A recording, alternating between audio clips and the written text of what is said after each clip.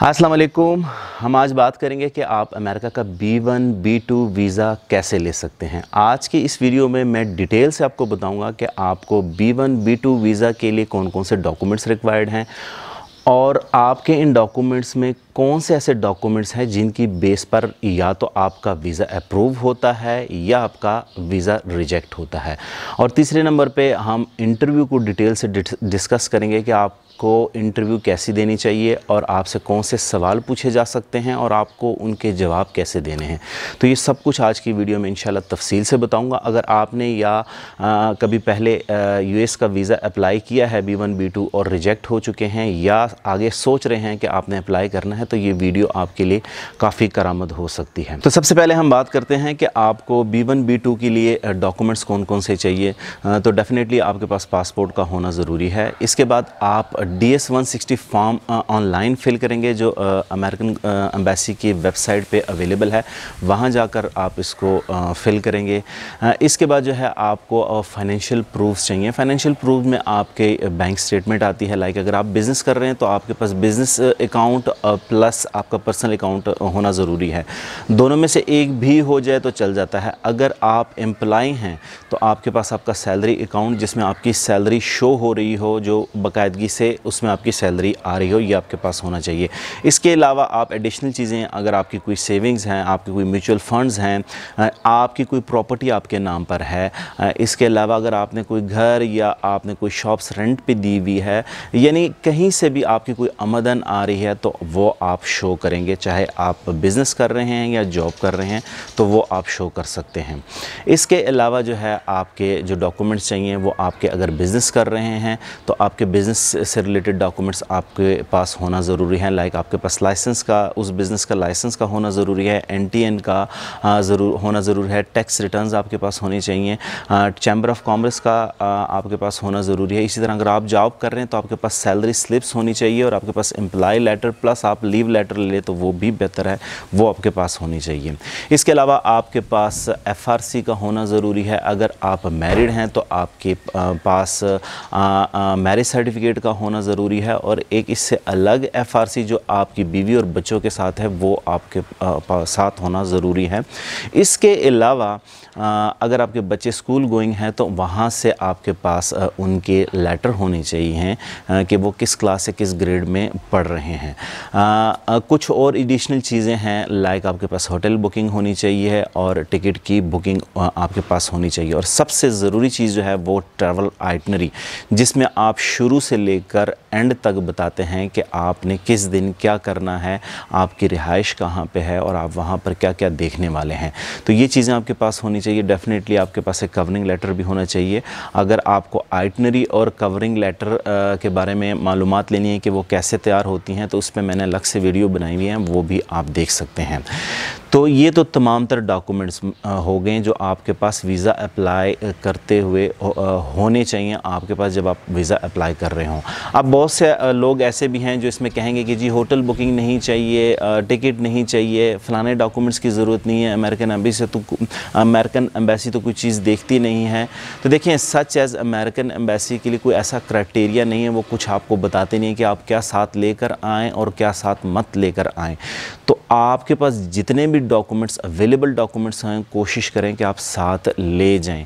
ऐसा ना हो कि वो वहाँ पर आपसे रिक्वायर्ड करें और आपके पास ना हो और आप फिर उनसे कहेंगे जी हम आपको प्रोवाइड कर देंगे, तो वो इस चीज़ को एक्सेप्ट नहीं करेंगे बल्कि आपका वीज़ा रिजेक्ट कर देंगे। तो इसलिए अगर आप कोई एडिशनल चीज़ें अपने साथ ले जाते हैं तो वो कोई इतना बड़ा मसला नहीं है, बल्कि वो आपके फ़ायदे की बात है। तो ये चीज़ें आप अपने साथ लेकर ज़रूर जाएँ।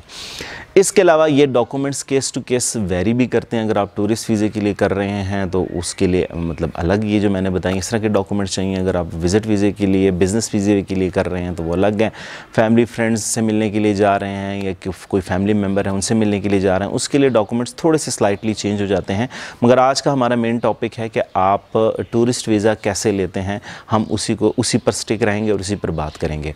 इसके अलावा हमें ये अभी देखना है कि कौन से डॉक्यूमेंट्स ऐसे हैं जिनको अमेरिकन कौंसलेट या अमेरिकन एम्बेसी या वीज़ा ऑफिसर ज़्यादा तरजीह देता है और उसी के बेस पे आपका वीज़ा लगता है। देखिए, इसमें तीन चीज़ें हैं, तीन बातें हैं कि अगर किसी भी, ये सिर्फ अमेरिकन अमेरिकन कॉन्सुलेट के लिए नहीं है, आप कहीं पे भी किसी कॉन्सुलेट में जा रहे हैं, 3 चीज़ें होती हैं, अगर कहीं पे भी आप ये 3 चीज़ें प्रूव कर दें तो वीज़ा इंशाल्लाह आपका ज़रूर लगेगा। रिजेक्शन के चांसेस बिल्कुल ना होने के बराबर हो जाते हैं। सबसे पहले जो आप पर्पस ऑफ विज़िट बता रहे हैं, अगर वो आप ये बताने में कामयाब हो जाते हैं कि जेन्युइन है और आपका यही पर्पस है, इसके अलावा आपकी इंटेंशन और कोई नहीं है, अगर ये आप बताने में कामयाब हो जाते हैं। दूसरा ये है कि आप फाइनेंशियली इतने स्ट्रॉन्ग हैं कि इस ट्रिप को आप बर्दाश्त कर सकते हैं, इसके लिए आपके पास इनफ मनी, पैसे हैं, फंड्स हैं, तो ये आपका दूसरा हो गया। और तीसरी बात ये है कि आप उनकी कंट्री जाकर वापस आएंगे। अगर इस चीज़ को आप, इन 3 चीज़ों को क्लियर कर दें तो आपके वीज़े के चांसेस ऑलमोस्ट पक्के हैं, आपको वीज़ा मिल जाएगा। ये 3 चीज़ें आपने प्रूव करनी होती हैं। अमेरिकन एम्बेसी भी इन्हीं चीज़ों को देखकर वीज़ा रिजेक्ट करती है या वीज़ा अप्रूव करती है। अब हम बात करते हैं इंटरव्यू के मुतालिक।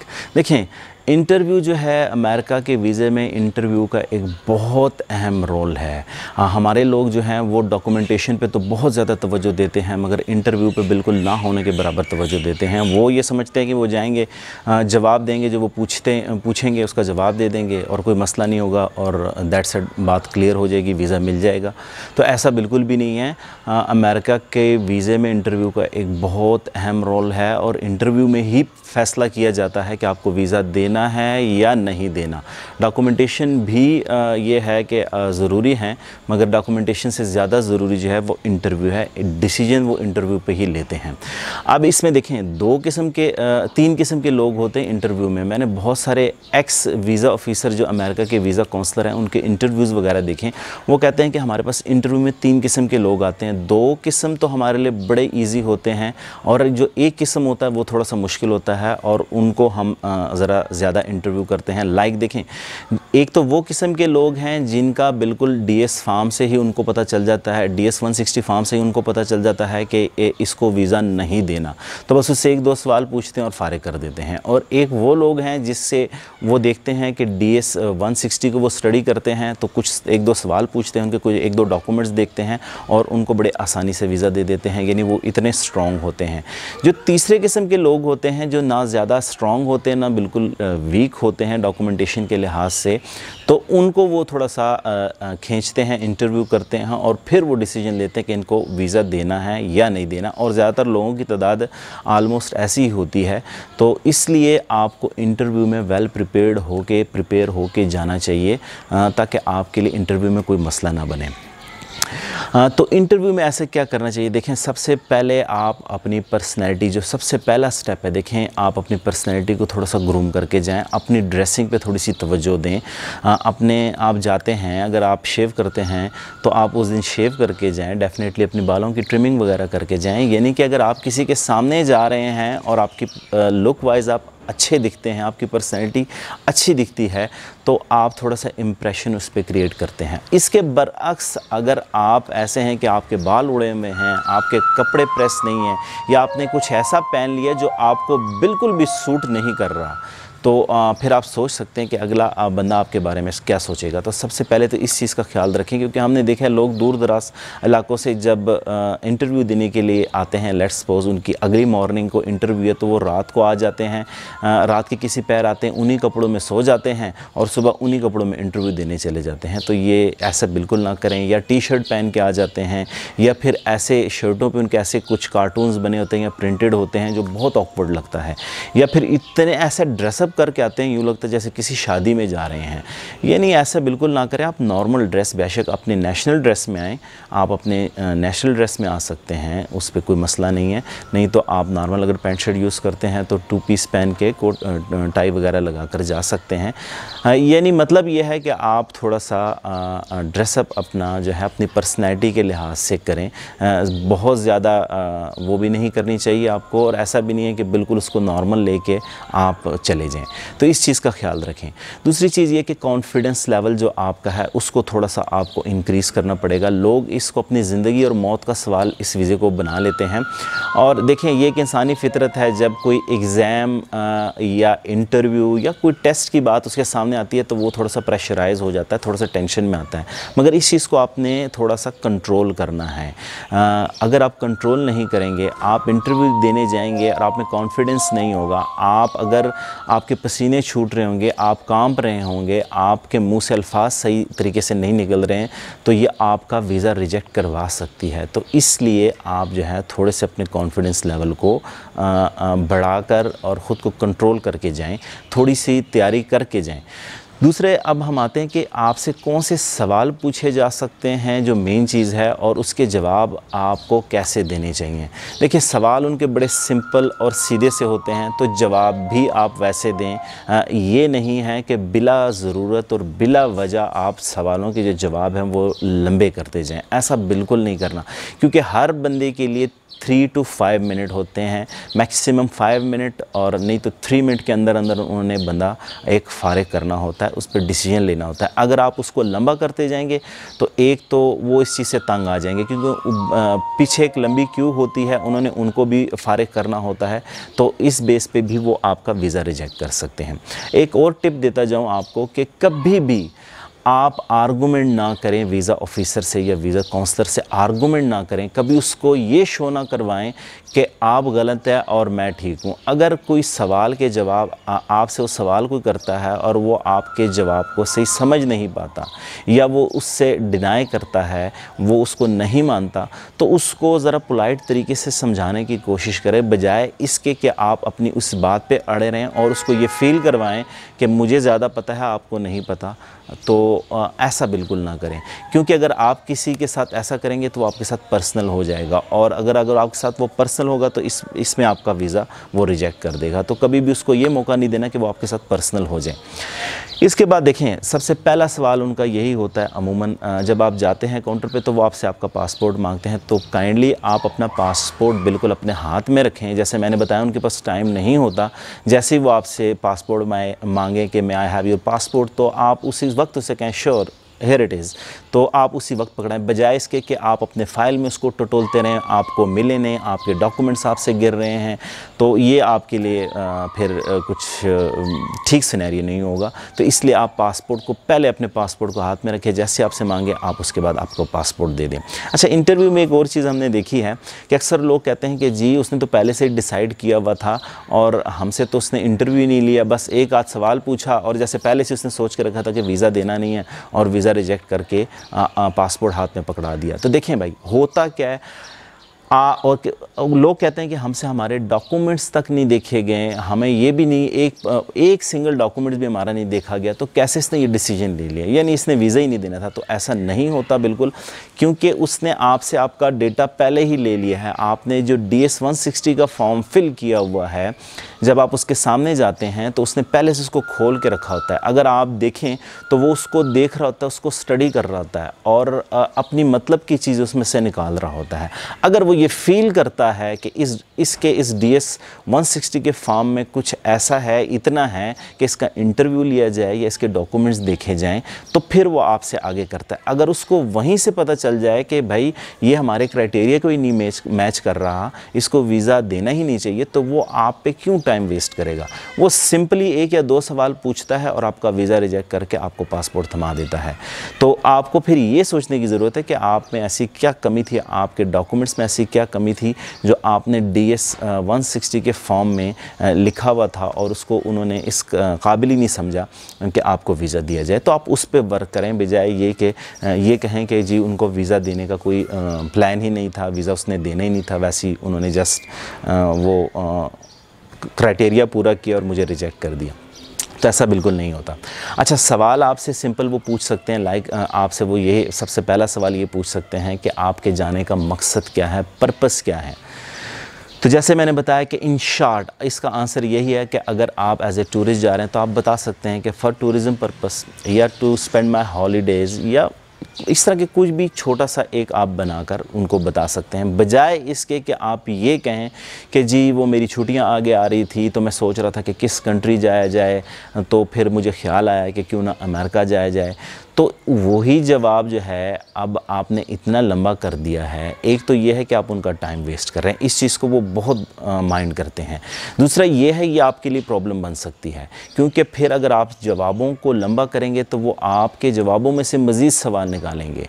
अगर आप जिस तरह मैंने बताया आप ये जवाब देते हैं तो फिर वो आपसे मज़ीद सवाल कर सकते हैं कि जी आपको अमेरिका की ख्याल क्यों आया, तो फिर आप फंस सकते हैं। आप किसी और कंट्री क्यों नहीं गए, फिर वो आपको कुछ और कहेंगे, फिर वो उसमें से सवाल निकालेगा, मतलब कि वो आपको पहले ही सवाल में फंसाकर आपका वीज़ा रिजेक्ट कर देगा। तो आप कोशिश करें कि आपके जितने भी आंसर हो वो मीनिंगफुल और शार्ट हों, ताकि आप अपनी जान भी छुड़ाएं और उसको भी समझ आएँ और उसको डिसीजन लेने में आसानी हो। दूसरी बात यह है कि आप कभी भी झूठ ना बोलें। ये मैं सबसे कहता हूँ, जितने मेरे भी क्लाइंट्स आते हैं मैं उन्हें कहता हूँ कि काइंडली आप कोई चीज़ छुपाएं नहीं, क्योंकि वो उनको ज़्यादातर चीज़ों के वो जो पूछते हैं उनको पता होता है, उनके डेटा में होता है, या वो आपके फॉर्म से देख के ही आपसे पूछ रहे होते हैं। तो आप उनसे झूठ ना बोलें। अगर जैसे कोई पहले आपने अप्लाई किया, आप झूठ बोलते हैं कि नहीं मैंने पहले अप्लाई नहीं किया हुआ, या अगर आपका कोई रिलेटिव वहाँ पर है और आप कहते हैं कि जी कोई नहीं है, तो ऐसा बिल्कुल ना करें, बल्कि जो सच हैं वो ही बताएं। बेशक आपका वीज़ा रिजेक्ट भी हो, उस पर कोई वो नहीं है, आप दोबारा अप्लाई कर लें, मगर सच आप बिल्कुल ना छुपाएं। आप झूठ ना बोलें, सच आप हमेशा बोलें। इसके अलावा देखें, आपसे वो आपके इनकम के बारे में सवाल कर सकता है। तो जो इनकम देखें, आपके डीएस जो आपका फॉर्म वीज़ा फॉर्म होता है वो ऑलरेडी इसको देख रहा होता है, जो आपने उधर लिखा हुआ है। आपने लेट्स सपोज लिखा है कि मेरी सैलरी है 80,000, तो वो वहाँ पे उसको नज़र आ रहा है, मगर वो आपसे पूछना चाहता है, वो आपकी इंटेंशंस देख रहा है कि अभी आप झूठ तो नहीं बोलते, या ये फॉर्म किसी ने वैसे आपको फिल करके दे दिया है और आपको पता ही नहीं है। तो आपने जो कुछ लिखा है उसका आंसर वही वहाँ पर वही दीजिएगा, उससे हटकर बिल्कुल मत दीजिएगा। मैं कुछ मिसालें आपको देता हूँ। कुछ लोगों के साथ हुआ, हमारे पास अक्सर लोग वीज़ों के रिजेक्ट होकर आ जाते हैं, फिर वो पूछते हैं कि जी हमने ये इंटरव्यू दिया, ऐसे ऐसे सवाल और ये जवाब दिया और हमारा वीज़ा रिजेक्ट कर दिया। हमारे एक दोस्त थे, उन्होंने इंटरव्यू दिया, उनका वीज़ा रिजेक्ट हुआ। उनसे सवाल क्या पूछा गया था, उनसे कहा गया था कि आप एक अच्छे बिजनेसमैन हैं, मैं आपके ये देख रहा हूँ, तो अगर आप जा रहे हैं अभी टूरिज़म पर्पज़ के लिए और आप अगर वहाँ पर आपको कोई अच्छी अपॉर्चुनिटी मिलती है, तो क्या आप हमारे मुल्क में इन्वेस्ट करना पसंद करेंगे, वहाँ पर कोई अपॉर्चुनिटी अवेल करना पसंद करेंगे? अब देखें, B1 B2 वीज़ा अगर आप अप्लाई कर रहे हैं तो उस टाइम तो डॉक्यूमेंटेशन में फ़र्क आ सकता है, मगर अगर आपको एक बार मिल जाए तो आप उस पर बाद में बिज़नेस भी कर सकते हैं। ज़रूरी नहीं है, मतलब बिज़नेस पर्पज़ के लिए भी जा सकते हैं। मगर इस टाइम क्योंकि आपने टूरिस्ट वीज़े के लिए अप्लाई किया है, अब उसने क्या जवाब दिया है, उसको ऐसे लगा कि इसको मेरा बिज़नेस अच्छा लगा, मैं एक वेल सेटल्ड इसको बिज़नेसमैन नज़र आ रहा हूँ और हर कंट्री ये चाहती है कि उसके मुल्क में इन्वेस्ट किया जाए, तो क्यों ना मैं इनको ये लालच दूँ कि हाँ जी मैं इन्वेस्टमेंट भी वहाँ पे करूँगा, तो मेरे वीज़े के चांसेस और मज़ीद ज़्यादा हो जाएंगे। इसलिए उसने कह दिया कि जी अगर कोई अच्छी अपॉर्चुनिटी मिली तो मैं ज़रूर वहाँ पर इन्वेस्ट करना पसंद करूँगा। अब वो असल में ये नहीं चाहते थे, वो आपकी इंटेंशन देखना चाह रहे थे कि इस बंदे की इंटेंशन क्या है। जो इसने हमें बताया कि just only for tour purpose जा रहा है, इसकी इंटेंशन कुछ और तो नहीं है, और आपने इंटरव्यू में अपनी इंटेंशन चेंज कर दी, तो इसी बेस पे उसका वीज़ा रिजेक्ट कर दिया गया। इसलिए वो आपकी इंटेंशंस को चेक करते हैं। तो काइंडली आपने जो अपना बताया हुआ फॉर्म में बताया या डॉक्यूमेंट्स में बताने की कोशिश कर रहे हैं, उसी पे स्टिक रहें, उससे आगे पीछे ना जाएँ। इसी तरह एक और क्लाइंट ने अप्लाई किया हुआ था, तो जब उसका इंटरव्यू बड़ा अच्छा जा रहा था और उससे एंड में एक सवाल किया कि जी आप यंग भी हैं और हैंडसम भी हैं, तो आप हमारे मुल्क जा रहे हैं, तो अगर आपको वहाँ कोई वेल सेटल खूबसूरत लड़की आपको पसंद करती है और आपको शादी की ऑफ़र करती है, तो क्या आप उससे शादी कर लेंगे? अभी एक ऐसा सवाल था, उसने उसके साथ फ्रैंक होने की कोशिश की और उसकी इंटेंशन जानने की कोशिश की। अब ये लड़का जो है स्ट्रेट अवे जवाब देने की बजाय थोड़ा सा ओवर स्मार्ट होने की कोशिश कर रहा था। इसने कहा देखें, अगर मुझे वो पसंद करती है तो मैं देखूंगा कि मुझे पसंद आती है या नहीं आती, फिर अगर हमारे माइंड एक दूसरे से मिलते हैं नहीं मिलते, तो अगर मिल जाते हैं तो फिर हो सकता है पॉसिबिलिटी है कि मैं शादी भी कर लूँ। तो देखें, ये मतलब ऐसा कोई वो नहीं होता, क्योंकि वो मैंने जैसा आपको बताया कि वो आपकी इंटेंशन चेक करना चाहते हैं और इसी बेस पे उसका वीज़ा रिजेक्ट कर दिया।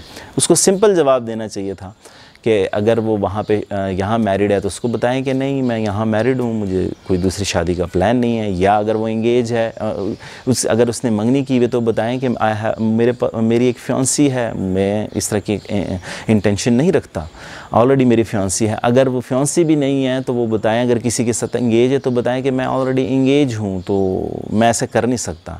अगर आपका कुछ भी नहीं है तो फिर भी आप ये कहें कि मेरा भी इस किस्म का कोई प्लान नहीं है और मैं सिर्फ घूमने फिरने के लिए जा रहा हूँ, इस बारे में मैंने अभी कुछ नहीं सोचा, तो मेरा ऐसा कोई इरादा नहीं है। सिंपल सा जवाब आप दे सकते हैं। तो ये है कि वो इन्हीं चीज़ों में, आप ही की चीज़ों में आपकी इंटेंशंस को जानने की कोशिश कर रहे होते हैं। अच्छा, एक सबसे ज़रूरी और अहम सवाल जिसमें बहुत सारे लोग फंस जाते हैं और उनको इसका आंसर नहीं पता होता, वो आपसे पूछते हैं कि आप क्या गारंटी हमें देते हैं कि आप अमेरिका जाएंगे और वापस आ जाएंगे। सबसे ज़रूरी सवाल यही पूछा जाता है और इसका जवाब अक्सर लोग बहुत गलत तरीके से देते हैं। लाइक देखें, कुछ लोग कहते हैं कि जी गारंटी के तौर पे हमने अपने बिज़नेस लेटर हेड पे, अपने कवरिंग लेटर में गारंटी दी हुई है, लिखा हुआ है कि हम वहाँ जाएंगे और अपने टाइम में वापस आ जाएंगे, तो ये हमारी तरफ से गारंटी है। इवन कुछ लोग कहते हैं कि हमने स्टाम्प पेपर के ऊपर लिख के दिया हुआ है कि हम अमेरिका जाएंगे, वहाँ के लॉज को ओबे करेंगे और अपने टाइम के अंदर अंदर ही वापस आ जाएंगे।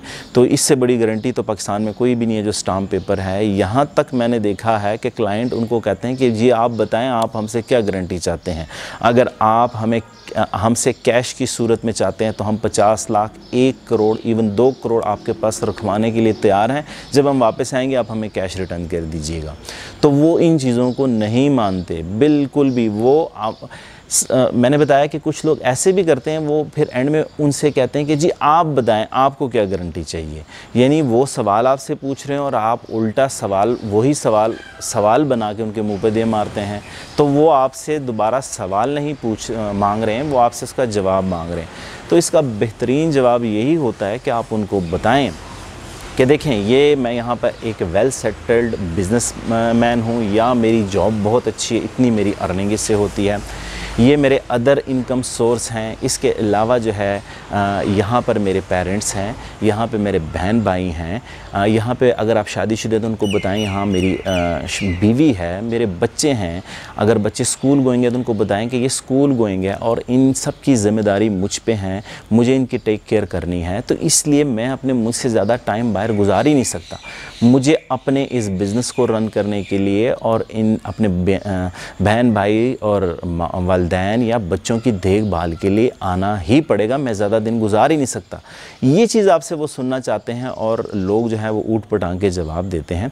तो इसलिए आपको इंटरव्यू के लिए तैयार होना बहुत ज़रूरी है। जितनी आप अपनी तवज्जो डॉक्यूमेंटेशन पे देते हैं उससे कहीं ज़्यादा आप इंटरव्यू पे दें। तो ऐसा नहीं, मैंने बहुत सारे कंसल्टेंट भी ऐसे देखे हैं, चंद गिने चुने उंगलियों पे जिनको मैं गिन सकता हूँ, वो अपने क्लाइंट्स को इंटरव्यू के लिए तैयार करते हैं। अदरवाइज़ यही करते हैं, DS 160 फॉर्म फिल किया, डॉक्यूमेंट्स को तरतीब लगाई और हाथ में पकड़ा कर कहते हैं जाएँ जी आपके फ़लाने दिन अपॉइंटमेंट है और अपॉइंटमेंट देकर आएँ, इंटरव्यू दे के आएँ और फिर देखते हैं कि वीज़ा लगता है या नहीं लगता। अब अगर वो इंटरव्यू के लिए तैयार नहीं है तो उसका वीज़ा कहाँ से लगेगा। तो इसलिए आपको इंटरव्यू के लिए आपका तैयार होना बहुत ज़रूरी है। आप अगर सोच रहे हैं वीज़े के लिए तो आप इंटरव्यू के लिए ज़रूर तैयार हों, अपने आप को ज़रूर तैयार करें, देखें कि किस सवाल का कैसा जवाब देना है। बाकी अगर आपके जहन में ऐसे तो सवालात बहुत सारे हैं, पर ये वीडियो बहुत ज़्यादा लंबी हो जाएगी। अगर आपके कोई सवाल ऐसे हैं आज जो आपसे पूछे गए हैं या आपको किसी से मालूम हुआ कि ये पूछ सकते हैं, तो आप मुझे नीचे कमेंट में पूछ सकते हैं। मैं उनको बताऊँगा कि आपने उनका आंसर वहाँ पर कैसे देना है। बाकी आप अगर पहली बार मेरे चैनल पे हैं तो काइंडली आपसे गुजारिश है कि मेरे चैनल को सब्सक्राइब कर लीजिए और बेल के आइकन पर ज़रूर क्लिक कीजिएगा, क्योंकि मेरे चैनल पे ऐसी वीडियो तवातर से आती हैं, तो आने की सूरत में जब मैं अपलोड करूँगा तो वो आपको नोटिफिकेशन में मिल जाएगी। शुक्रिया।